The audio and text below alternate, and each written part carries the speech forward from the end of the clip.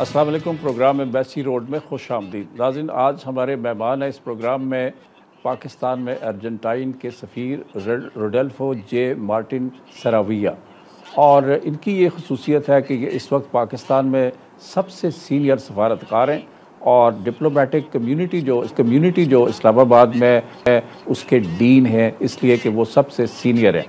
और इनकी ये एक ख्वाहिश और कोशिश रही है कि पाकिस्तान और अर्जेंटाइन के दरमियान ताल्लुकात जो हैं वो मुस्तहकम हों, और इन्होंने अपने पूरे दौर में पाकिस्तान अर्जेंटीना को अपने करीब लाने में बहुत किरदार अदा किया है। इन्होंने दोनों ममालिक की सकाफ़त, खेल और यहाँ जो दोनों ममालिक की तजारत है उसको भी फ़रोग़ देने में बहुत अहम किरदार अदा किया है, और ये बहुत फ़ाल और मुतहर्रिक सफ़ीर हैं अर्जेंटाइन के। आज हमारे शो में हैं, इनसे हम गुफ्तगू करेंगे पाकिस्तान और अर्जेंटाइन के ताल्लुकात के हवाले से, और जो दूसरे मसाइल हैं जो आलमी सतह पे इस वक्त उभर रहे हैं और मुख्तलिफ मुल्कों को मुतासर कर रहे हैं।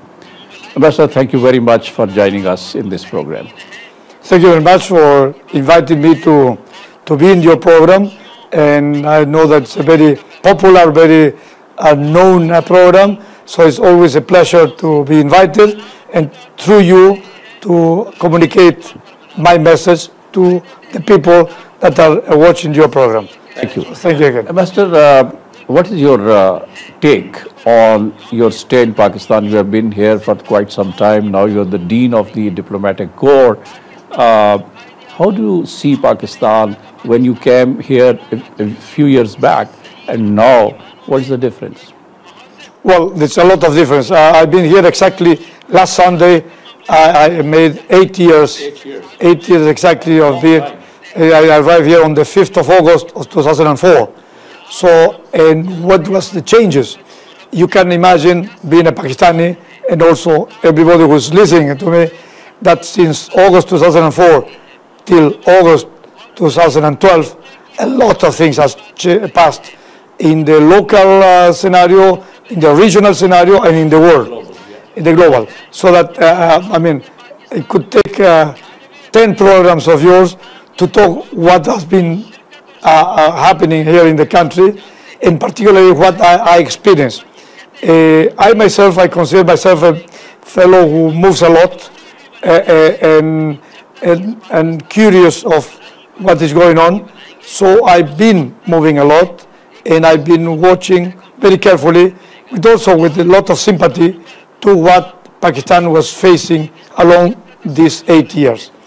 Of course, there are good and bad things, positive and negative things. I could not trace a line today, if today is best or worse than before. I would say it's different.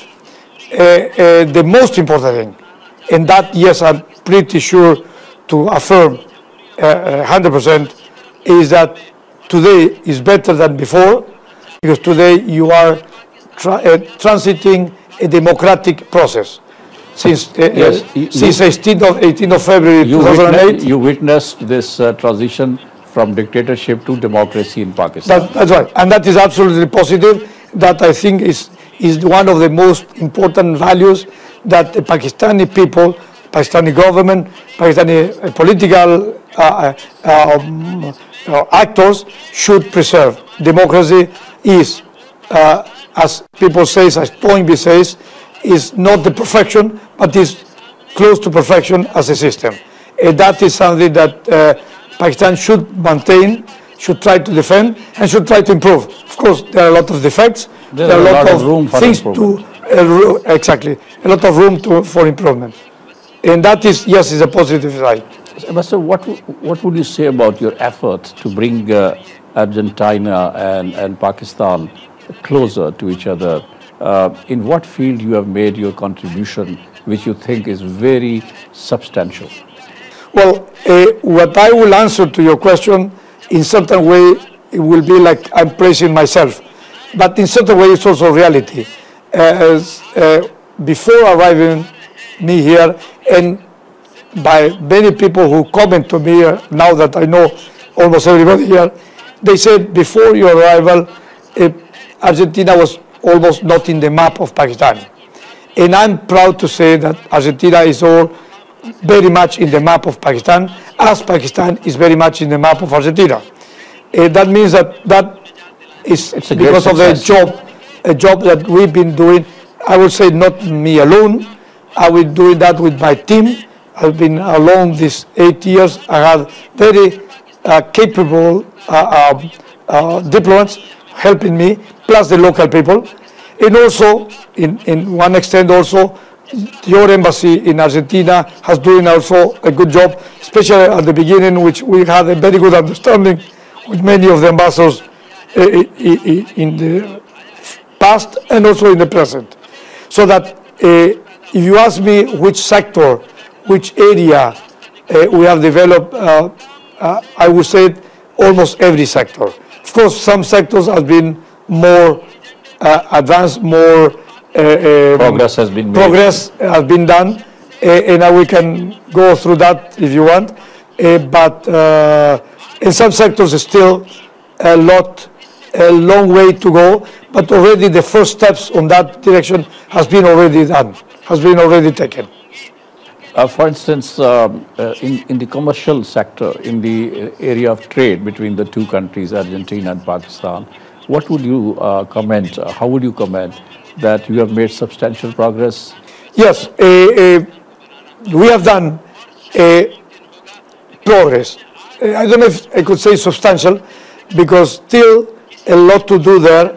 But that will depends from both sides.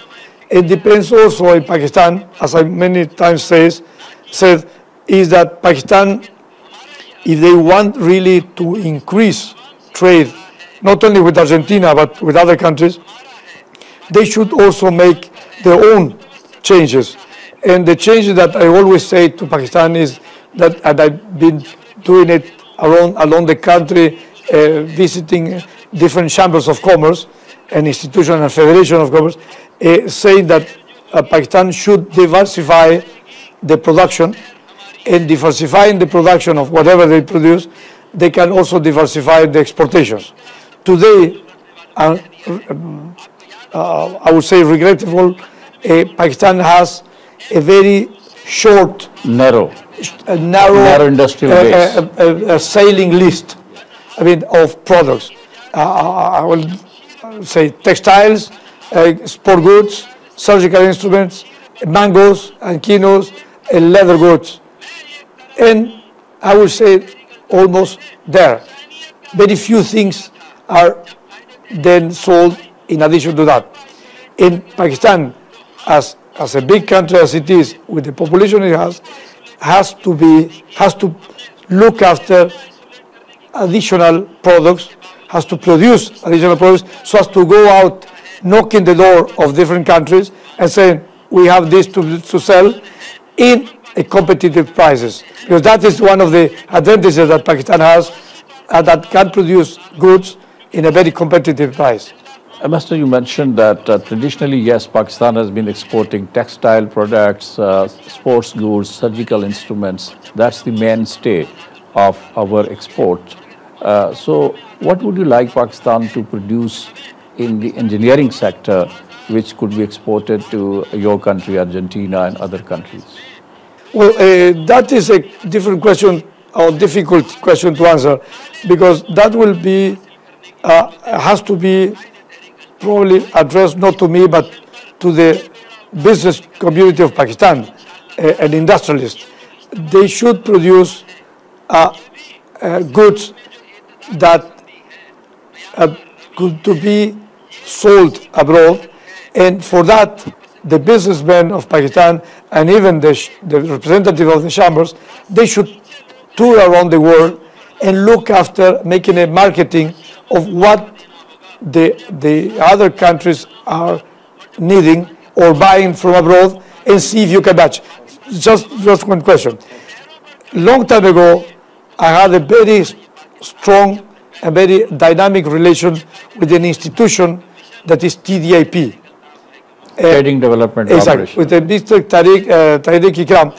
He was a very active fellow. Unfortunately, TDIP, even though that has been grown and increased, has reduced in their activity. very little things you see done by TDIP. I'm regretful has to say this, but very little has been done. And in that time, I remember talking to the chairman at that time of TDIP, Mr. Ikram. He was saying the best way for my institution, his institution, to look after investment and to look after improvement of the job of promoting exportation is to cross information for what is imported from various countries and from various destinies with the possibility of Argentina, of Pakistan, what they produce and how can what they Argentina cross. needs. But no, he was talking about the whole world, and to find out and to make a marketing about the whole world. And of course then, specifically with each country. Talking about Argentina, the idea will be to see what is Argentina selling to which markets and what is Argentina buying from which markets. And then see what Pakistan can sell. Yeah. That is not selling to Argentina, that Argentina buys, so, and vice versa. We'll continue this discussion. It's a very interesting subject and we'll come back. नाज़रीन एक छोटी सी break लेते हैं, मुख्तसर सी break लेते हैं और break से वापसी के बाद हम पाकिस्तान में अर्जेंटाइन के सफ़ीर से मज़ीद गुफ्तगू करेंगे और पाकिस्तान और अर्जेंटीना के ताल्लुकात और इलाक़ाई मसाइल जो इस वक्त हमारे सामने उन पर भी बात करेंगे.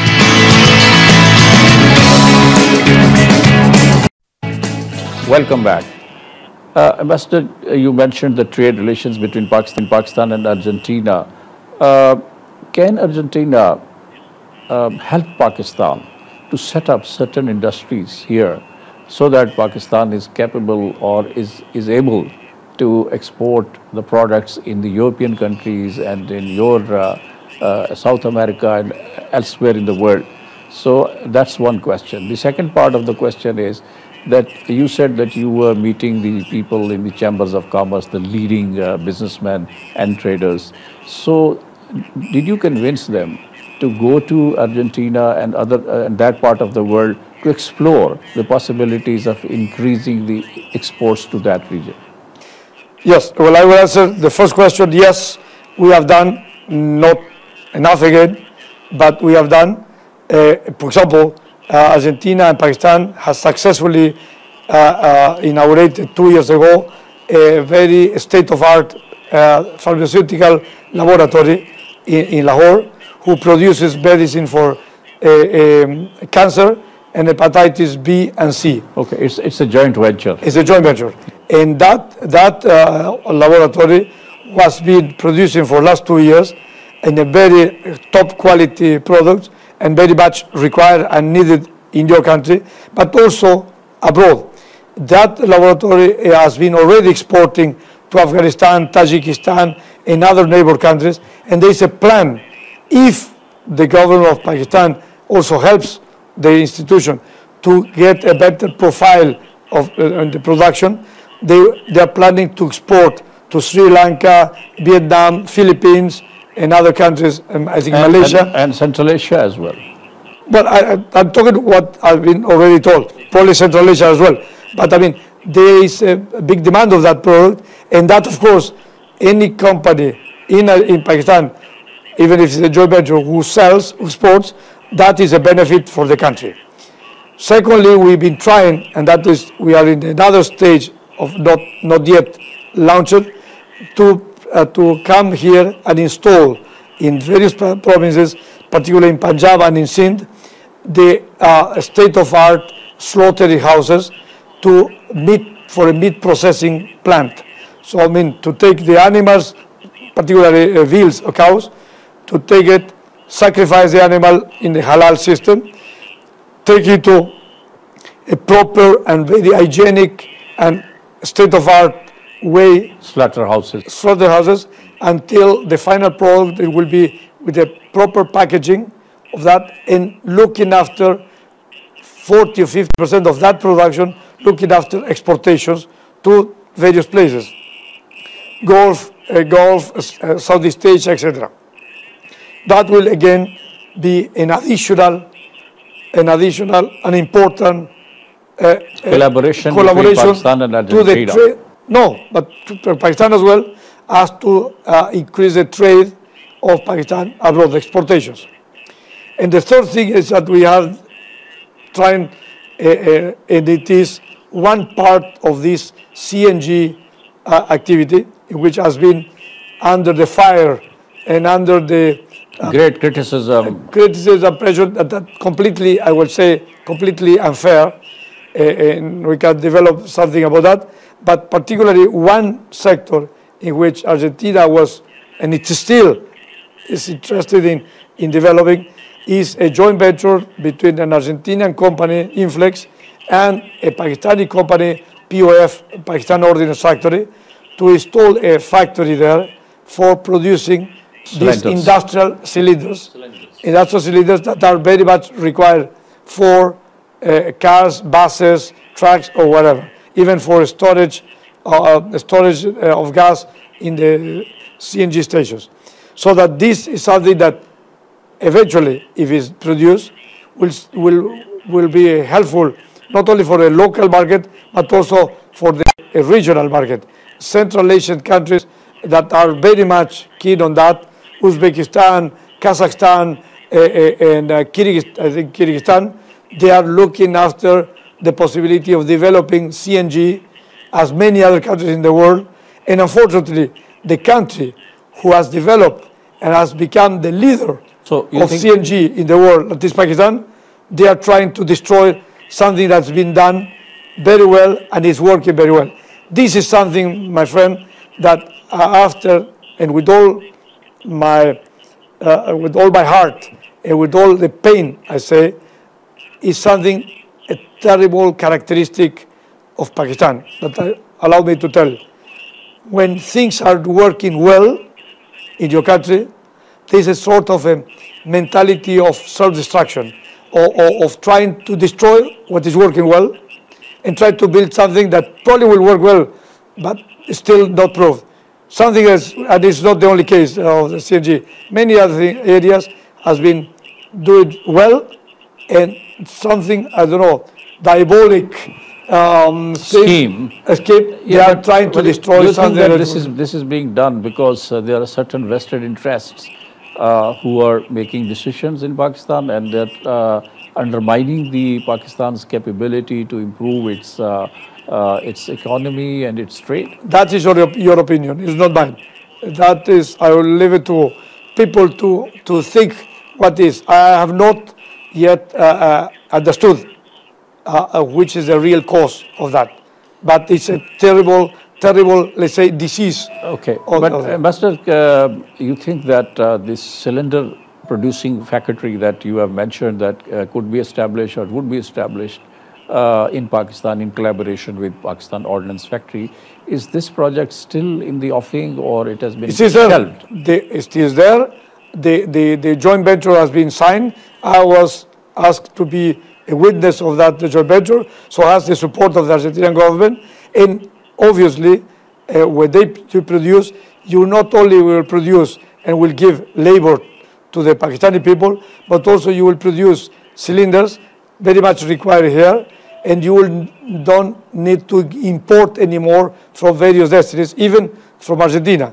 So you will reduce the need of spending devices, dollars or euros, to buy cylinders that you can produce in your own country. That's indigenization of production of cylinders. Absolutely.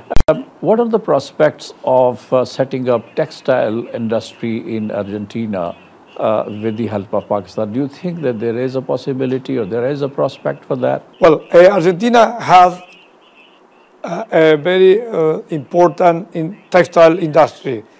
And still we have, but it's not as good as it was in the moment.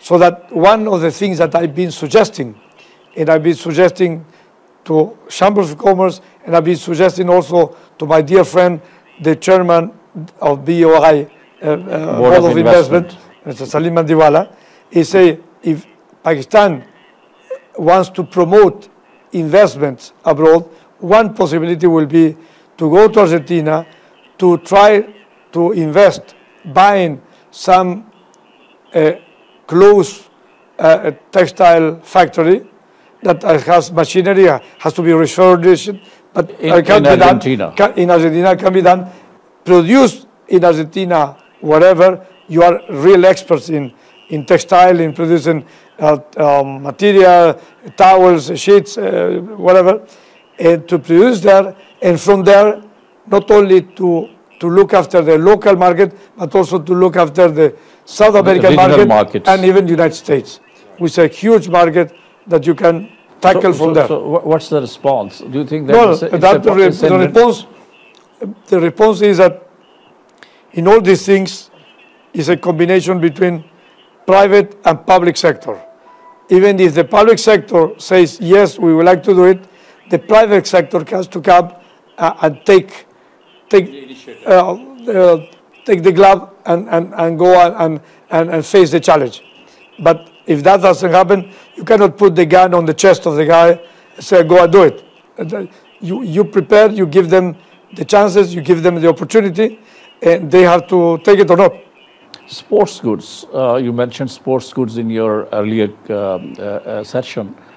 What are the prospects of, because Argentina is very, one of those leading countries where sports is loved, and you play football, hockey. There was a match between Argentinian team and Pakistani hockey team at the Olympics. That I congratulate you for winning. Yes, unfortunately, you missed it. You messed it up later on, but Argentina people are very sportive people, and you think that the exports of sports goods which we produce in Pakistan can be increased to Argentina, the export of sports goods, the sports kits or the sports dress? The question I asked, or what I mentioned to you before, about this diversification of production and exportations. I mean, you have to bear in mind that there is a limit of football balls that you can sell to a country.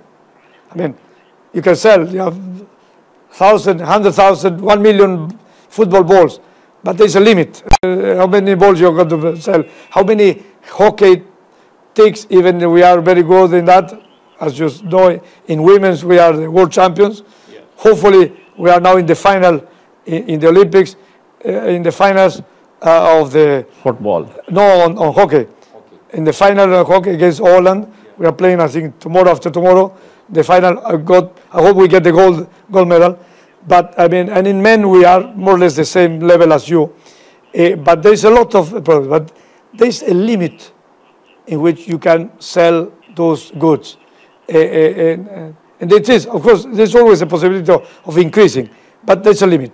So that, again, you have to look after horizons of products. You have to look after ideas. You have to say, for example, Gujarat city is a very well-known city for furniture. And you have to produce furniture in a proper price and quality. And can export. And go and export. But has to be. I have to take a break here. Sorry to disrupt you, but I have to take break here. नाज़रीन एक मुख्तसर break लेते हैं. Break से वापसी के बाद हम पाकिस्तान में अर्जेंटाइन के सफ़ीर से मज़ीद गुफ्तगू करेंगे इलाक़ाई मसाइल के ऊपर और आलमी मसाइल.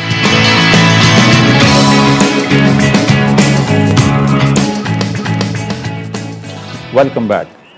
Ambassador, we spoke a lot about trade and commerce and all these things. We come to another important issue, which is terrorism. And it is affecting everybody. It's a global issue, but I think in this region, Pakistan is the worst hit country from terrorism. What do you think, how can we get rid of this scourge of terrorism? How to overcome this issue? Yes, I agree with you that terrorism first is one of probably the most significant and most deadly disease of our times, of this time of this century.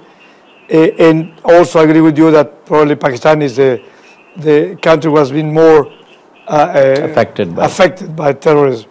Pakistan and Afghanistan. Afghanistan as my idea, and also, and this I would say that also is the idea of my government, and what my government supports is that a terrorist, you should not, you cannot solve the problem of terrorism only with weapons. military means. A terrorist, no doubt, is an important element in military means, but it's not only that. You should come also with economic development. You have to come with trying to give to the people where in that region where the terrorist is acting, give them additional help in education, in health, in housing, and in employment. If you do that, and infrastructure, meaning schools, hospitals, all things that are for education and health and so forth. So if the government and the international community, instead of spending so much money in weapons and missiles, etc., could also divert part of that into a development of creating jobs, creating, building schools, building universities, other institutions. That will be a farther step, but I mean schools and small hospitals to attend people and all the needs of people, and also given the chances of having food and a job. So that is part of that, because you know the terrorists in certain way they are collecting followers, coming to the villages and giving them offering the people, poor people, offering them money, offering them some things that gets the people in desperation to accept it, and given shelter to the guys, or even sometimes given some of the stands or the whatever to roll on that. You are proposing something very substantial, something very good to get rid of this problem. But do you think that the Western community, especially the United States of America, the European community, and the Western world as a whole is thinking about it, and they are ready to invest in education, in health, in other sectors, in the areas where they think that terrorism is being bred by poverty and ignorance? No doubt that big America, United States, Europe, and the community, I'm sure they know about this. They are aware of this, and I'm sure that in certain way they could be prepared to do it. Also, in certain way, I think they are in small scale. They are also doing it, but what I'm talking is has to be done in a bigger scale, in a larger scale, with the collaboration of not only themselves, but with the collaboration of Pakistani government, Afghan government, and the international community. So that it's not an easy job, no doubt, but has to be tackled in one way. And also, that's when we talk about international, first when Afghanistan and so forth, but also yourself, your country itself here, in your country, in the areas like South or North Waziristan and so, also has to be addressed that way, to allocate part of the funds into promoting this development and trying to let's say, it's like competing. The government should compete, local, federal or provincial government should compete with the terrorists of trying to capture the sympathy of the common people. Of the common people. Right. And the only way to do it is not, look, I'm a nice fellow, follow me. No. You don't care if you're a nice fellow. You have to give them something to incentivize the guy to come. The war on terror, which began immediately after 9/11 incident, has been there for the last 10 years almost. And do you think that the end is there in sight and the end game has been started? And what will be the fate of this exercise, this war which was started 10 years back and is not conclusive yet? And there are many ways open, many options open. Taliban are still fighting. The Americans are using their military force, and the NATO is there using its military might against these Talibans. Ultimately, you think that this problem will be solved through dialogue and reconciliation and talk on the table? Well, I would say not what I think. I would say what I hope. I hope that is the way out of this situation. And I hope all the actors in this will find out that the only way to solve the case is to come into a peaceful negotiation and try to find out a common ground for an arrangement. You know, as everyone knows, there's a deadline in principle in 2014 yeah, for the NATO forces to withdraw from Afghanistan.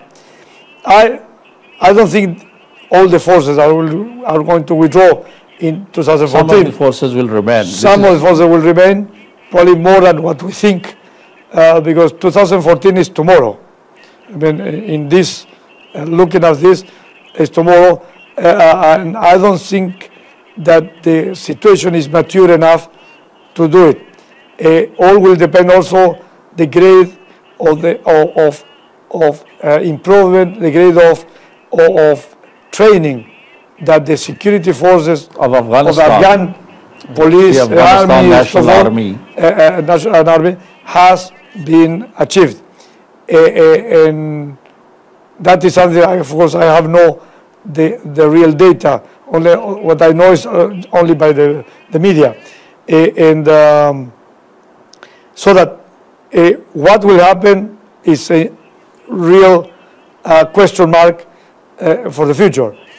But what, yes, I think is that any solution that comes should be diverted to trying to find a political solution, trying to find. But this process was started recently. Yes, it started recently, yeah, in ups and downs and so forth. And no doubt, and this is absolutely in this, looking for a solution, in this scenario, Pakistan has to be 100%.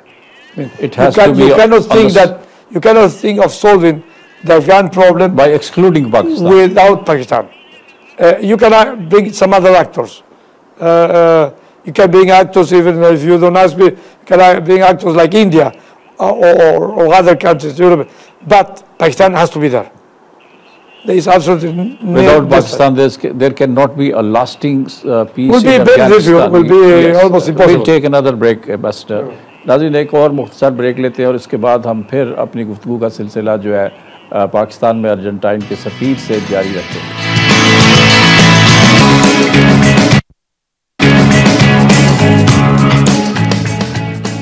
Welcome back.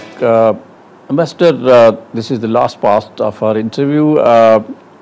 What about India-Pakistan relations? You have been here for the last 8 years. You have seen ups and downs in the relations between the two countries. And now we are again on the track of talks, and things are moving forward.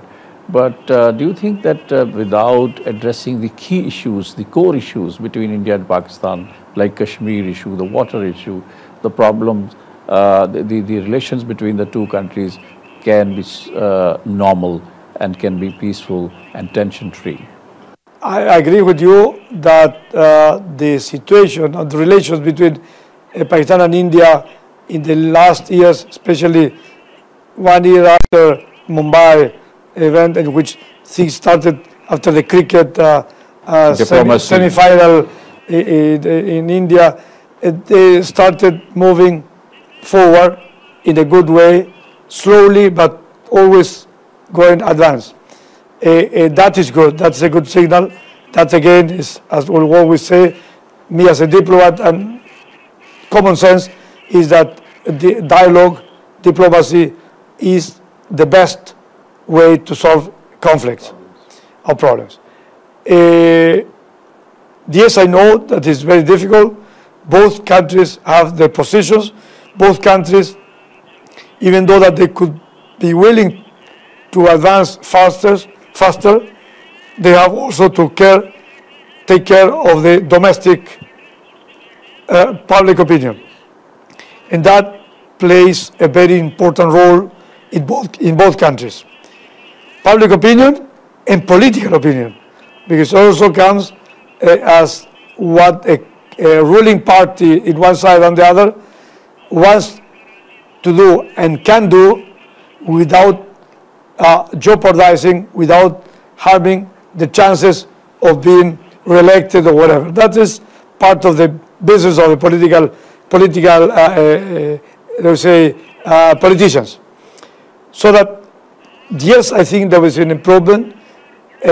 Yes, I think a very important step was given by trade when Pakistan... By giving the MFN status to India? That is one, and also when Pakistan openly and actively moved to India and start negotiations headed by Minister Abdul Fahim and start the negotiations on that. Yes. Ambassador, there's a huge constituency in Pakistan, the people here. They feel that India is a big power. It's a huge country. It's a big market for the Western world, for the US and other countries. And therefore, the world, the international community is on the side of India when it comes to the issue of Kashmir. Because the Kashmir issue is the basic bone of contention between India and Pakistan. And the United Nations intervened in this affair, in this matter, and a ceasefire was brought about. And now that India is a big power, it's a big market, and the vested interest in the Western countries have compelled these countries to ignore the issue of Kashmir. But the reality is that the issue is there, and the Kashmiris are struggling every day. People are dying there. Yeah, I think, sorry to tell you, but I think you are not confusing, but putting elements that are not in the picture.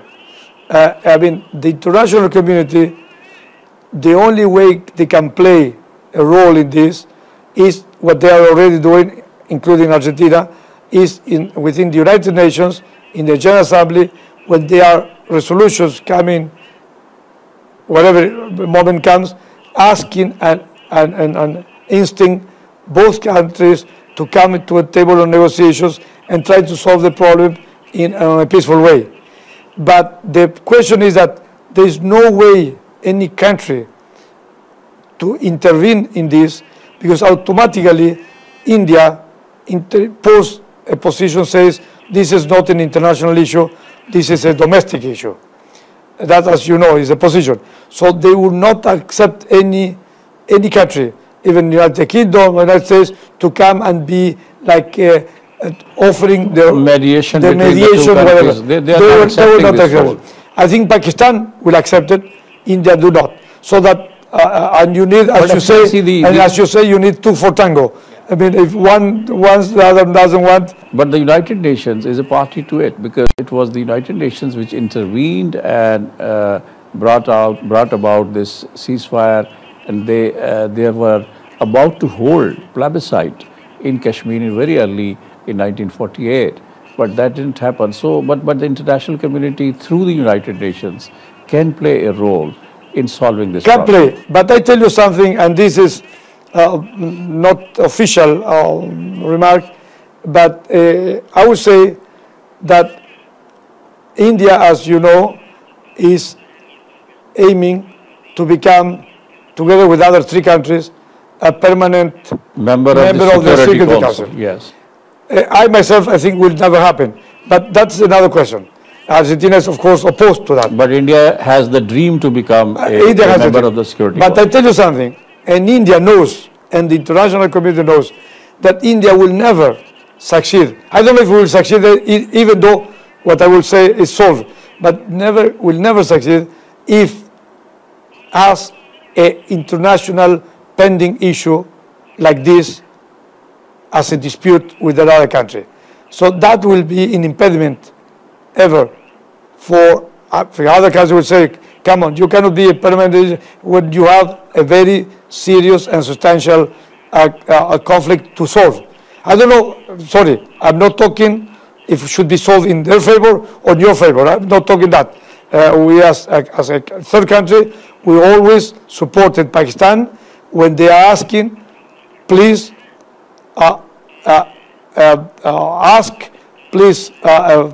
force or ask India to come to a table of negotiations and discuss this issue, as you said, the core issue.